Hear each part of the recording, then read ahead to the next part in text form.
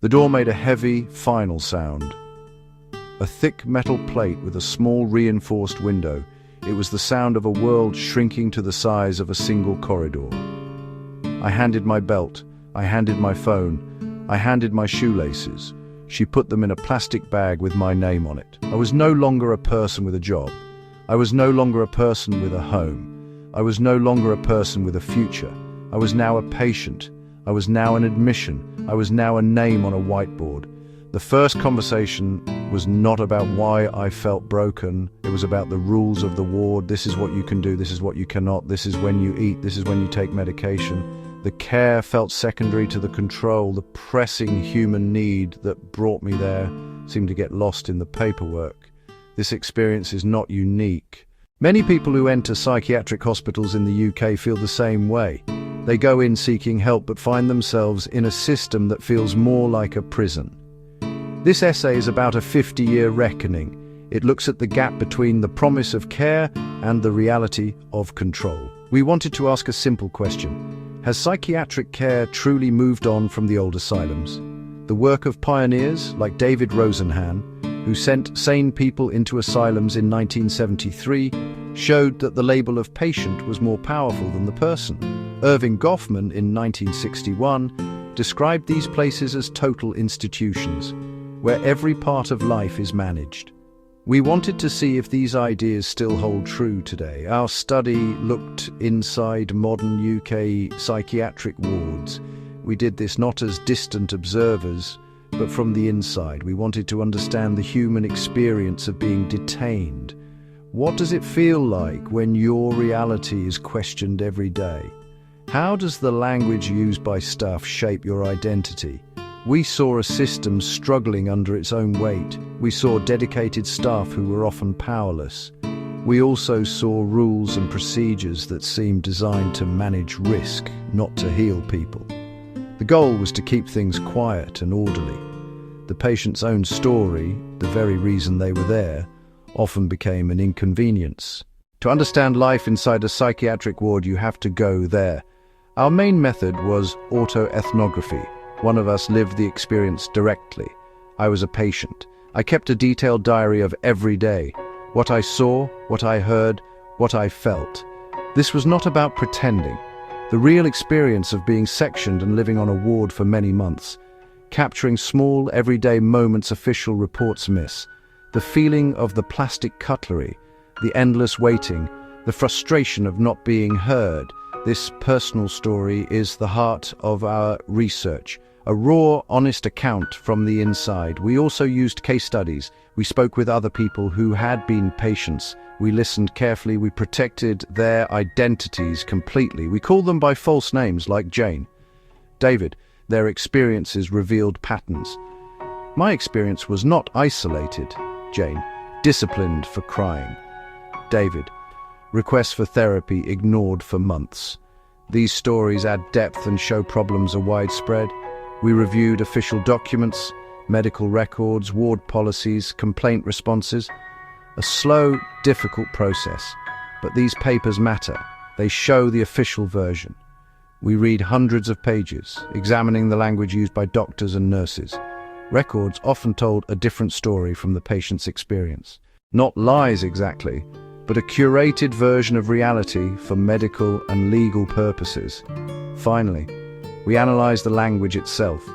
We used a simple method to count words like risk, refused, inappropriate, compared to listened, supported, comforted. The results were revealing. Language focused on control and observation, not on collaboration or healing. Sentences structured to remove responsibility. Example, patient found distressed, not another patient shouted at them and they became distressed. This small wording change has big impact. It quietly removes context and blame, often leaving the patient to carry it all. The first thing you notice on a ward is the lack of therapy. You imagine psychiatric care involves talking, understanding, and healing. The reality is often very different. The main focus is containment. This means keeping you safe and keeping you on the ward. Days are long and empty. There are no structured activities. There is no daily psychotherapy. A patient might see a psychologist for 30 minutes once a week, if they are lucky. The rest of the time is watching television, walking, or sleeping. The ward is designed to manage people, not to treat their underlying distress. It feels less like a hospital and more like a waiting room with no exit. One patient, Sarah, told us, "I was more traumatized by the ward than by the crisis that got me there." This is a common feeling. The environment itself can be harmful. You are surrounded by distress. You see people at their lowest point. Fights break out. People scream.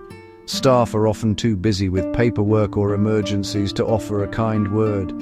The primary form of treatment is medication. Pills can calm you down, but they do not solve the problems that brought you to the hospital. They numb the pain, but they do not heal the wound. The focus on containment means that your freedom is the first thing to go. You cannot leave. You cannot have your phone. You cannot even close your bedroom door without permission. These rules are explained as being for your own safety, but after weeks or months, they start to feel like a form of punishment. A patient named Mark said, "I felt like a prisoner. I hadn't committed a crime, but I had fewer rights than someone in jail." This loss of autonomy is deeply damaging. It makes you feel powerless and small. It teaches you that your own judgment is worthless and you must rely on the staff for everything. In this system, basic human kindness becomes a rare and precious thing. A nurse who takes 5 minutes to sit with you and listen feels like a hero. But this should not be exceptional. It should be the standard.